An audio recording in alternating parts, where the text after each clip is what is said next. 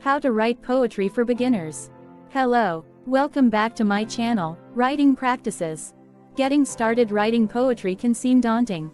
We have heard that there are so many rules over the years when it comes to good poetry, and while there are certainly rules that make good writing in fact good, poetry is one of those forms of writing that can be much more subjective and looser in terms of the rules. However, there are certainly things anyone can do to improve their poetry writing, and this is a worthwhile place to start for beginners who want to take on poetry so they have guidance when they might not know how to approach a poem.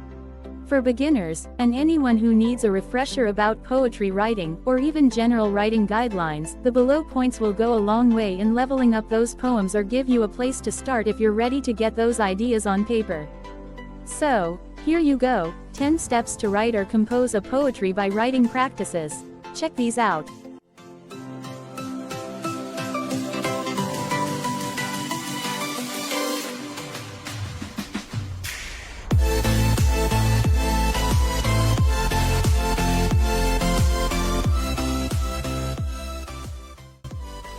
Step 1. Read poetry. Many of the points about writing good poetry for beginners on this list will speak to the art of writing as a whole.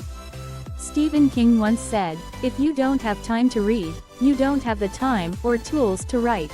Reading and paying attention to the writing of others that you admire is a great way to get you thinking about the poetry you'd want to create yourself. Even when you read casually without dissecting the work, it is having an impact on you and being absorbed, even if subconsciously.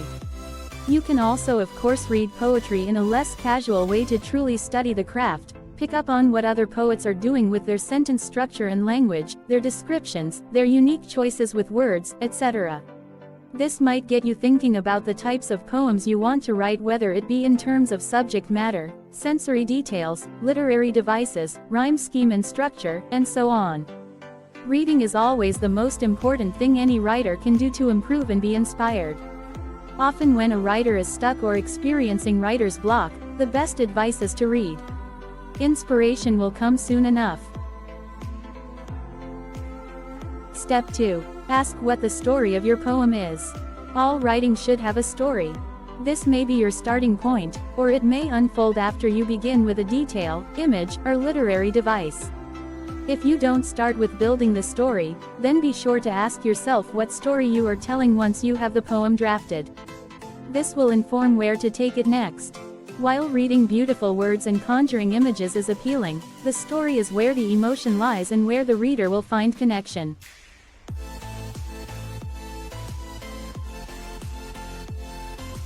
Step 3. Start small. For beginners, starting small can be much less daunting. A short poem of a few lines or even less is a good way to get the creativity flowing and become familiar with the poetry form. Try writing a haiku or even a brief reflective idea that may either stand on its own or become incorporated into a longer poem later.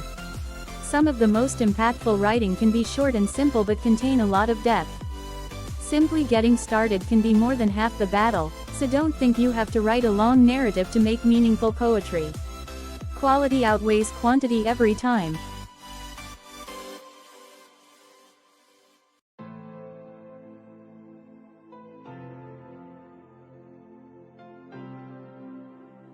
Step 4. Write first, edit later.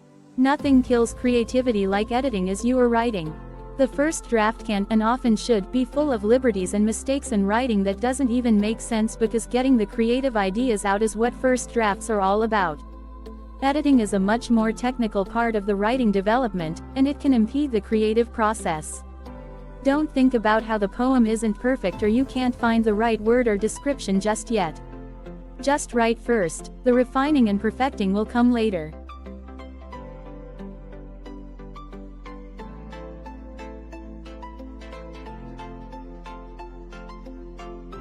Step 5. Read your poems out loud. Reading out loud helps you pick up on the way the words sound and flow together in ways that you may miss or not realize while reading silently. This can allow you to see if your word choice is working well, if your sensory details are hitting the way you intended, and if your story and point is coming across in the way you envisioned. Reading aloud is important for any type of writing and should always be part of the editing process.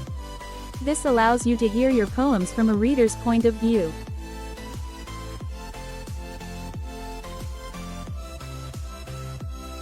Step 6. Utilize literary devices. Using tools like metaphor, simile, personification, allegory, and so on goes a long way in writing, but especially with poetry. Poems are often known for being deep or even interpretive. These devices lend to that and invite the reader to think deeply and draw their own conclusions or link their own experiences to what they feel through the use of these devices.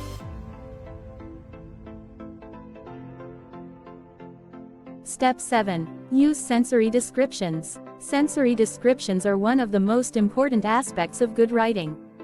They are about showing versus telling. This comes down to emotion, thoughts, feelings, and even expressing ideas in simpler ways without outright telling the reader in stiff language.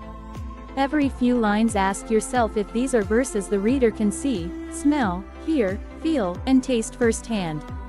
If the answer is no more often than not, then you will want to infuse your lines with more sensory descriptions.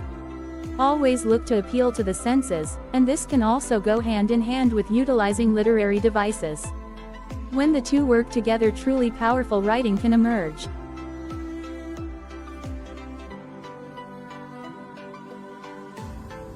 Step 8. Express emotion. As noted, poetry is often known for being deep, philosophical, and interpretive. Even the simplest poems, when done well, will hold great emotion. If you are using sensory descriptions and painting with your words, as well as using appropriate literary devices, and telling a story, then the emotion should automatically be felt. This step of good poetry writing results from a culmination of other executed steps that will take the poem to the next level and give it the needed depth.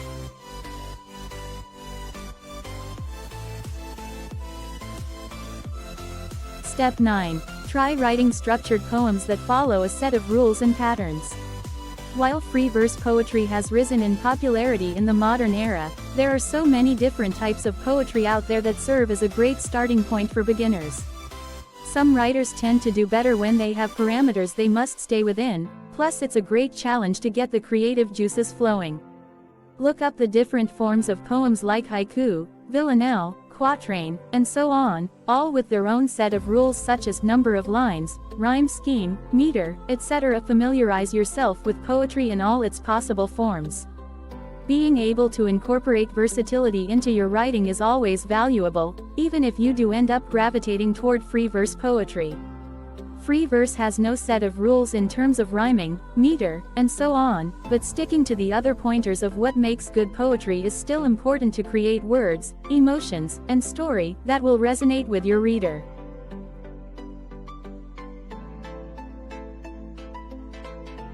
Step 10. Write what you know. Writing what you know doesn't necessarily mean only sticking to topics you know about, though many writers find that's most suitable to them, while some want to research and explore new worlds.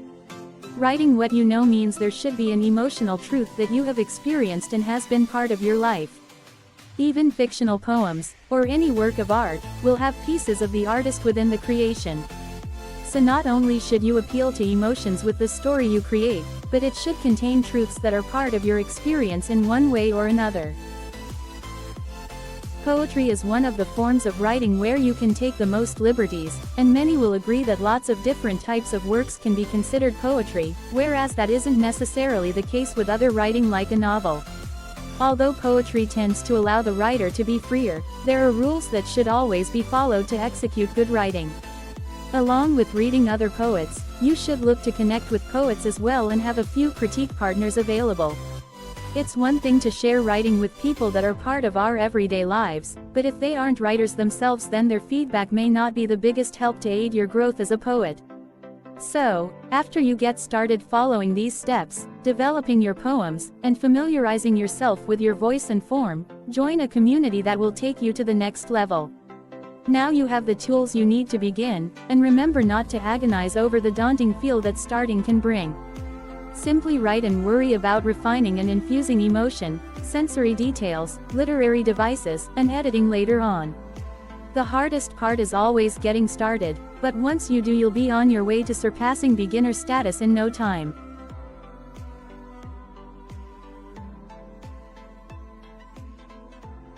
Thank you for watching. Writing Practices channel will help you a lot in growing your writing skill. Don't forget to like, subscribe, comment and share. See you soon.